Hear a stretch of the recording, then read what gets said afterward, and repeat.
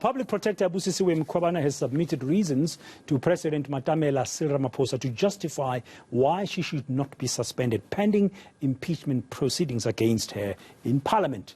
Mkhwebane previously argued that Ramaphosa cannot suspend her because of a conflict of interest. Political analyst Dr. Sam Koma says the public protector is protecting a pension and gratuity benefits more than anything. He joins us now to unpack this. Dr. Koma, good afternoon and thank you very much for your time. Well, it seems like from the outside she's fighting tooth and nail to keep her position and her role as and stay in office until next year rather, which is the last year of her tenure. Is it justified? Yes, thanks, Dan, and good afternoon to your viewers.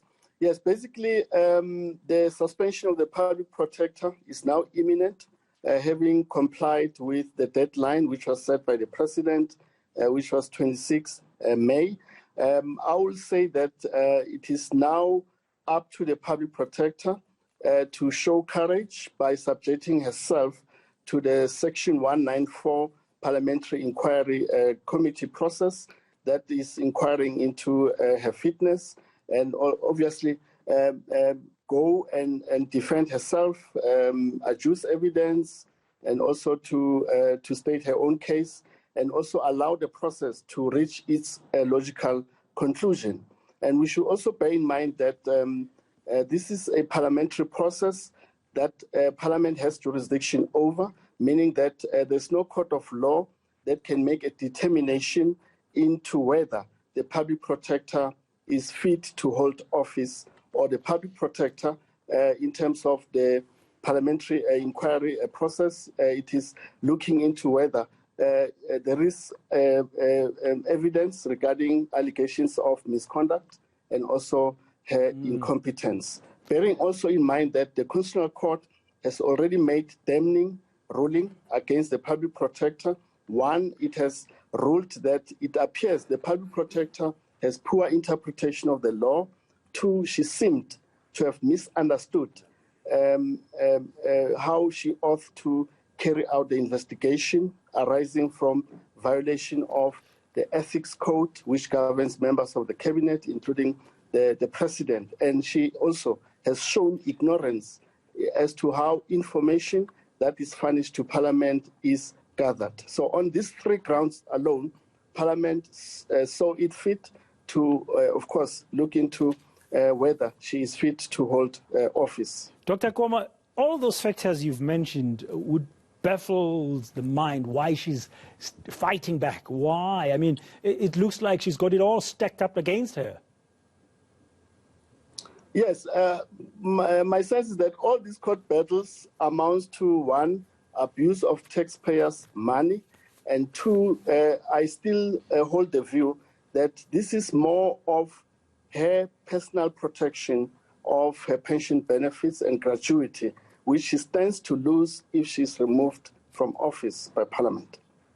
So it's really about material gain, but the functioning of it, of her and leading the office has not really been great. I mean, she seemingly, to me, has spent more time in court than doing her work.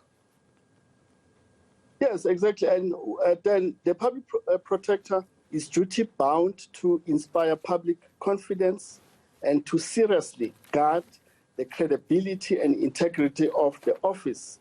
The jury is still out whether the public protector has lived up to these expectations and also in terms of upholding the constitutional obligations that have been vested in the office of the public protector. So you're quite right.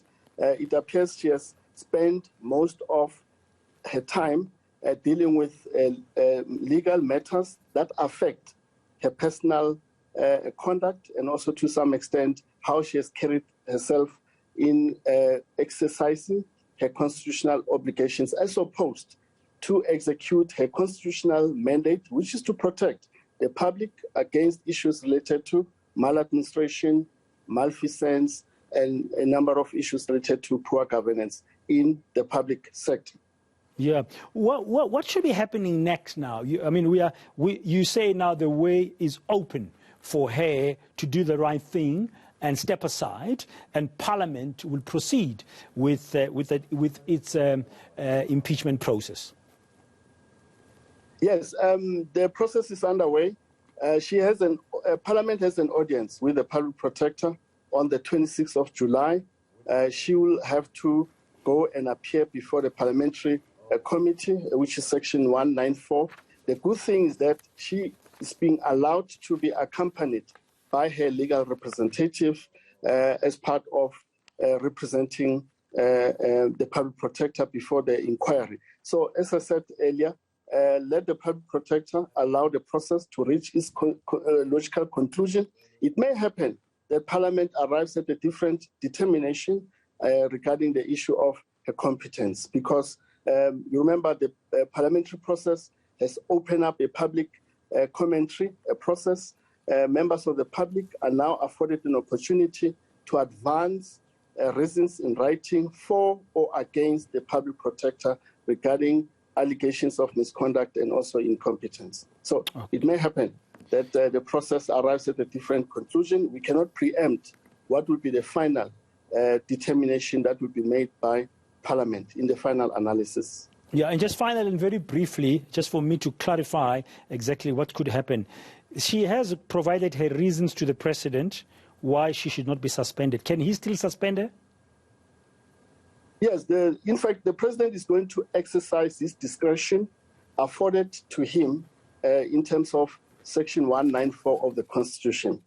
So even if the President decides not to suspend the Public Protector, the parliamentary inquiry will still go ahead, because Parliament is not bound by the decision that is taken by the President, whether to suspend or not to suspend the Public Protector. These are two separate processes, and this is part of the separation of powers that is granted to Parliament and also the National Executive that is headed by the President. Okay, thank you very much, Dr. Sam Koma, the political analyst, just on the state of play regarding the whole process against the Busisiwe Mkhwebane, the Public Protector in Parliament, in terms of a fitness to hold office. We'll have to wait and see what's going to happen now.